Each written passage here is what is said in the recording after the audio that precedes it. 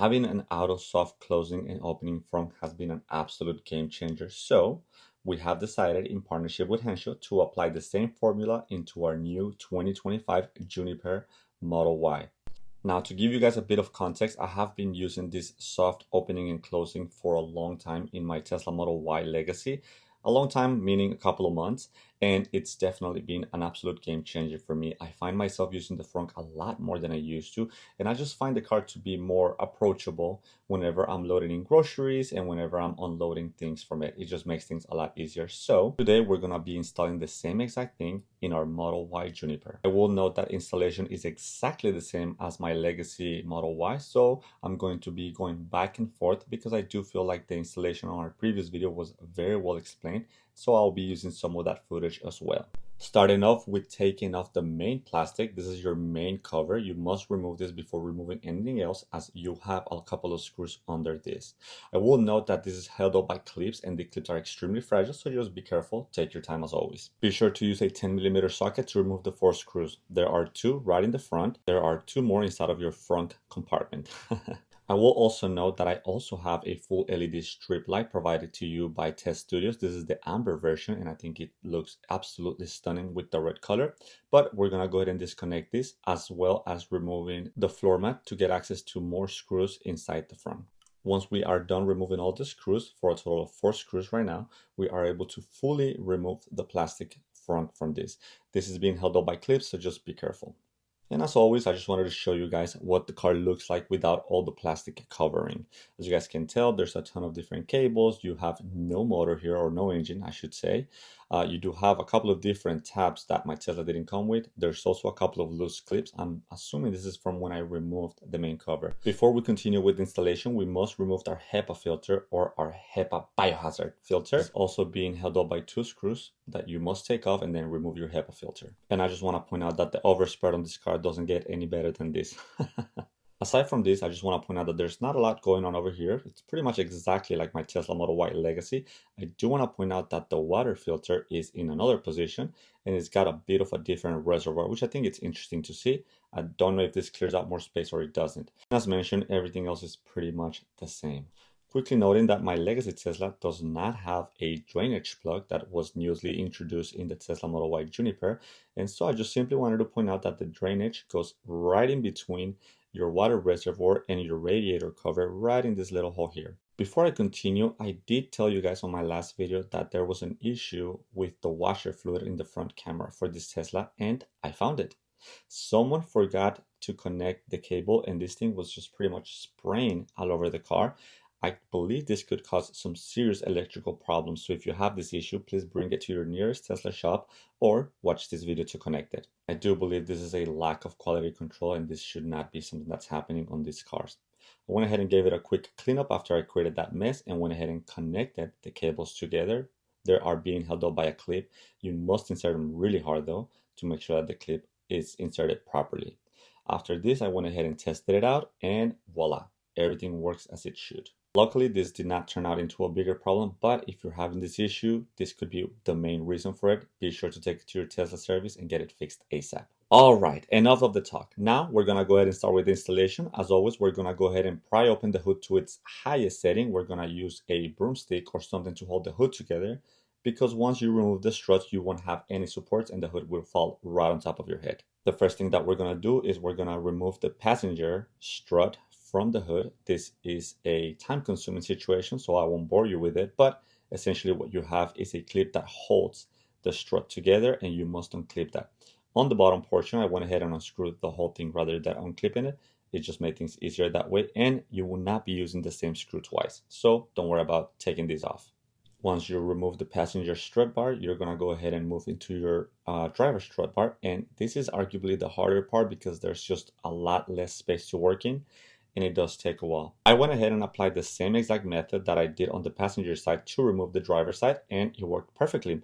All you have to do is unclip the top part and fully remove the bottom portion. And just to demonstrate, the locking mechanism is fairly simple. It's pressured in, so you're pretty much having to use a flathead screw to open up the mechanism and prevent it from locking in.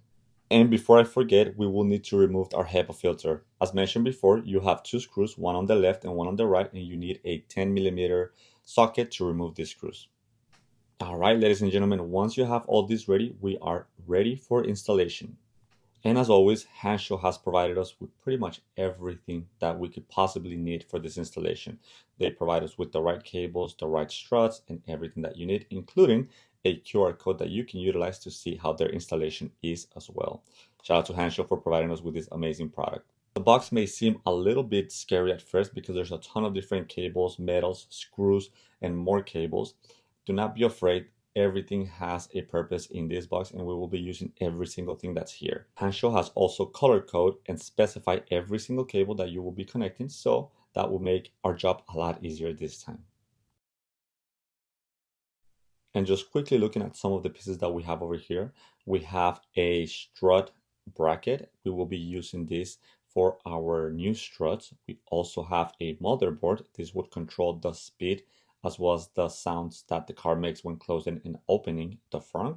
We also have a couple of Velcro tapes, and then we have our Hanshow branded strut bars, which I think it's really, really cool to see this branded. It just makes you feel better because it just makes you feel like you have a backup by Hanshow with these amazing strut bars. I just want to point out that I don't think the ones that I installed in my legacy Tesla have a branding on the strut bars, so I do think that this is really, really cool. Looking at the mechanism is exactly the same exact thing. You have a clip-on mechanism that you must open before inserting the strut bar and the bracket into position. Having done this installation before, I will note that there is a easier way to install this, but the strut bars and the brackets are probably and arguably the hardest parts and the parts that will take up the most time. This is nerve-wracking. So before installing this, grab some air, grab a drink, and get started. First thing that we're gonna do is install our strut bar, but first we need to install our bracket. So I'm not gonna bore you with the installation, but once you install your bracket, you are able to install your strut bar. Please note that each bracket is specific for each side and they will not fit each other's sides. So there's a left bracket and there's a right bracket, and it's specified on the bracket as well. Once you install the bracket, there is no easy way to explain this. It's pretty much just brute force installing your strut bar. Keep in mind that the portion that has the cable goes in the bottom and the other portion goes up top. So the thicker portion with the cable will go in the bottom and then the rest go up top. This is an extremely difficult portion, so you need to take your time. And like I said, there's just no easy way to do this. The strut bars had a dual connection and the strut bars are generic, so you can use either or in each side. Once you've installed both strut bars, all you have to do is remove your broomstick or whatever you had holding your hood. And if the hood stays up, then you did the right job. You should also feel some retention from the hood when opening and closing. That means that the strut bars are doing their job. These are mechanized strut bars, so they have a retention when opening and closing. I also believe this is a great segue into letting you guys know that I'm using my own videos to rely on the installation for this particular model, just simply because sometimes I forget things, and also to let you guys know to please like and subscribe. This next portion, we're simply going to focus on removing the latch, installing the new one, and installing everything together. Latch assembly is comprised of a motor, the latch itself that will attach into the current latch that you have, an extension cable that's your emergency cable, and your standard trigger cable. For removing, I simply want to mark down where the latch is at right now because you need some fine tuning when you're adding the new latch. I want to just simply mark it before removing it. Using a 10mm bolt, we're going to go ahead and remove the existing latch. Next, we have a bit of a complicated step. Looking at the standard OEM latch, that's going to go in position just like it normally would, but you're going to add the new system to the latch, almost like a sandwich. I know this might sound confusing, but it's not. Once you've installed this and sandwiched them together, one thing to note if you're doing it correctly is that little pointer should be pointing towards your right. The next step is we're going to remove that round spring. We're going to connect our new cable into the position where the spring was at, and then we're going to add our spring back. Using some gloves to start this process, I'm going to go ahead and remove the spring. Luckily, there's not a lot of tension, so this should not be a difficult task to do. Once you have successfully removed the spring, we're going to add the little cable that you see here and put it where the spring was at.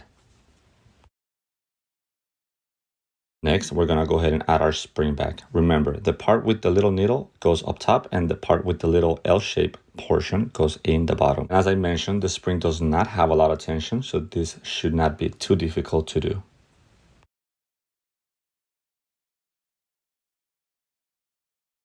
And this is how it should look. Feel free to pause the video if you wanna compare.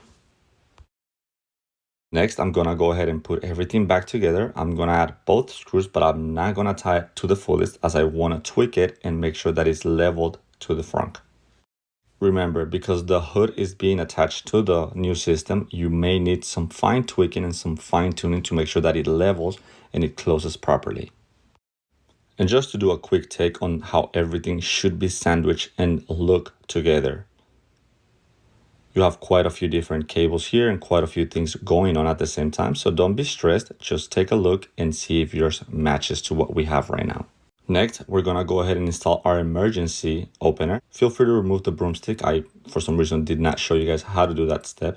In this portion of the video, we're going to do connections. And the first thing that you need to do is connect your fuse cable to the positive charge of the car. Simply pull back the red plastic cover and using a 10mm socket, unbolt just a tiny bit, plug in, and then bolt back. Our next connection is going to be D5. You may have a different set of letters and numbers, but it's the brown connector with the purple top, and that's going to go directly into our small little motor. There will be a couple of other connections, so I will go over these connections towards the end of the video. Moving to our main frame connection, we're gonna go ahead and grab our little black box and connect it to the main big cable. This cable has an orange top and should be pretty straightforward connection.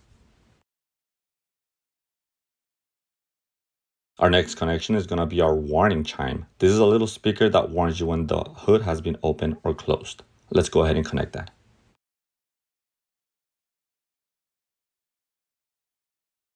Your next connection is towards the front right side of the car. It's a simple red and yellow connection. The matching one has a dual connection, which means it's a bypass. So you'll connect this one to the main area, and then you will connect the other one to the main connector. Moving over to our latch, you will see a red clip connection. You must substitute this clip with the new connection that has a purple clip in it. This is a matching connection and it's a unique connection, so there's no mistake with other connections. Within that same connection, you will have another connection that will plug into your older connection, essentially another bypass.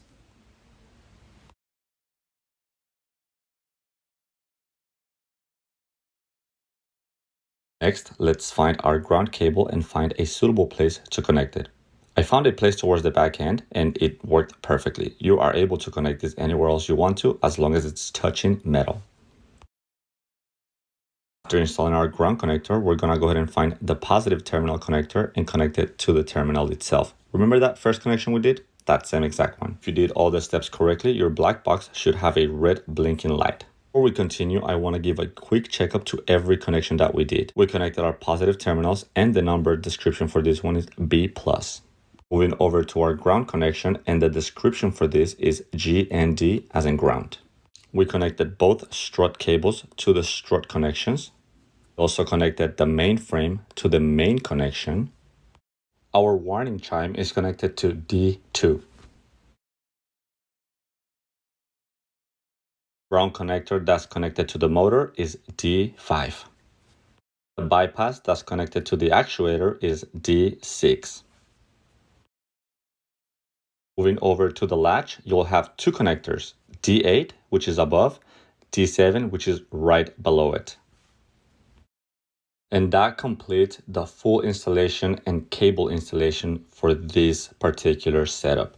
Next, we're gonna go ahead and do some fine tuning in the latch to make sure that the hood closes and opens properly. Once you have found a good positioning, we're gonna go ahead and test it out using our emergency exit. Let's go ahead and plug that in and test it out to see if it opens and closes accordingly. Keep in mind that I have multiple cables because I have an LED strip, but you should only have one cable to connect. We're gonna tweak how fast or how slow you want the hood to go down and come up. By pressing this button 10 seconds, you are able to hear a beep. After that, you'll hear a couple of sequential beeps. The faster they go, the faster the hood will close and open. The slower they go, the slower the hood will close and open. There is also a feedback beep that tells you exactly how fast this will close. Just to quickly point out, I was able to fine tune my latch fairly quickly, and I simply wanted to do a close-up of how I managed to get those done. As you guys can tell, the back portion is slightly lower and the main portion is slightly higher. I was able to tweak it to this point to where it looks almost fleshed out with the car, and that made the closeout fairly straightforward for me. Now, you might be wondering, what the hell do I do with these cables and all these guts that are here? There are a ton of zip ties that T-Vibes provides for your kit, so be sure to use all of them.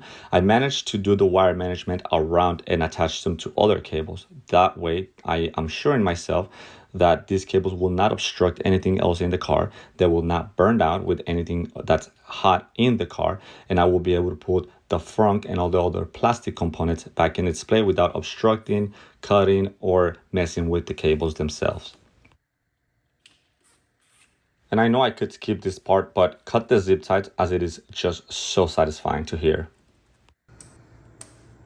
And there you have it, ladies and gentlemen. After the full installation, I was able to go ahead and test out the front to make sure that everything worked perfectly. I also wanted to tweak the speed a little bit, and then went back and installed everything back together.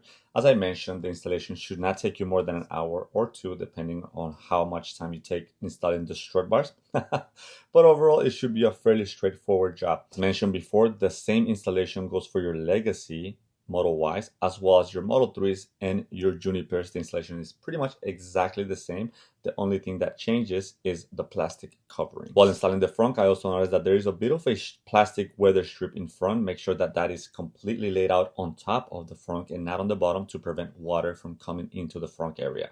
And as I've mentioned multiple times, I do have an LED strip bar over here provided to you by Test Studios. This is the amber option, and I think it looks absolutely great on this. Once you've installed the main covering, you are able to go ahead and connect your LEDs or your lights, in this case the strip light, to make sure that it is plugged in correctly and everything. Next, using our emergency exit, we're gonna go ahead and test out to see if the front closes properly and if it's aligned with the rest of the car. And as I mentioned before, every Tesla should come with this already from the get-go and not having to be an aftermarket option. However, we do have companies like Henshaw that provided us with these amazing products for us to install. Feel free to use my discount code C3SGarage for a big discount on your next purchase, including the soft opening and soft close of your frunk. Once we are done putting all our plastics back together, let's go ahead and give it another close and another opening to make sure that everything is aligned properly and all our plastics are aligned correctly and there's no pinching or no gaps in between. And yes, I have been dying to do this for a long time. Looking at both Tesla's Legacy and Juniper with opening and soft closing fronts at the same exact time, you cannot beat this view. It's interesting to note and see both Teslas in the same garage with the same exact options. Aside from the lighting situation, I do like the amber on red more, but I do prefer the white LED strip light on white more. I also prefer the Legacy model to the Juniper, unless the Juniper came with a performance model. And as always, thank you so much for watching. Thank you so much for liking and subscribing. If you guys have any questions, feel free to leave them down in the comments below. Like and subscribe. Use my discount code C3SGarage at Henshaw.com for better discount. See you guys all in the next one. Bye!